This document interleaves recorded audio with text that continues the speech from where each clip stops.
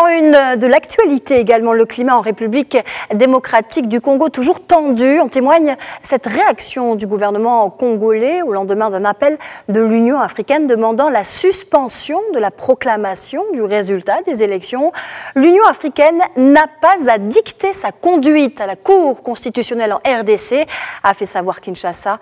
La Cour est indépendante et de nous et de l'Union africaine, a déclaré son porte-parole, se disant certain que l'UA marquerait au final son respect dû aux institutions congolaises. L'Union africaine qui a pour sa part annoncé l'envoi lundi d'une délégation en RDC dans le camp de Félix Tshisekedi, vainqueur provisoire de l'élection présidentielle. On qualifie de scandaleux cet appel de l'Union africaine. Je vous rappelle que l'autre opposant, Martin Fayulu, revendique lui la victoire avec 61% des voix et que c'est lui qui a saisi la Cour constitutionnelle censée proclamer les résultats définitifs d'ici au 22 janvier. Écoutez ce qu'en pense Jean-Jacques Wondo, analyste en relations internationales et directeur de Desk Wondo.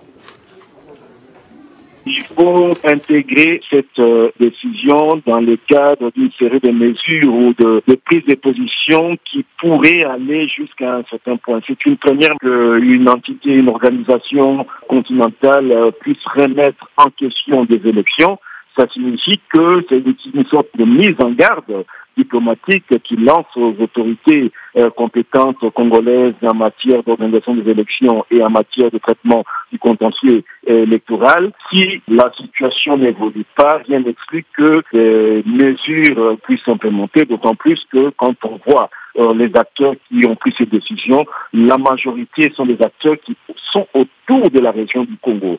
C'est-à-dire, vous avez la SADC, qui est la communauté de développement de l'Afrique australe, et vous avez aussi la conférence internationale des régions des Grands Lacs. Donc, je pense que c'est un signal qui est lancé vers les autorités congolaises.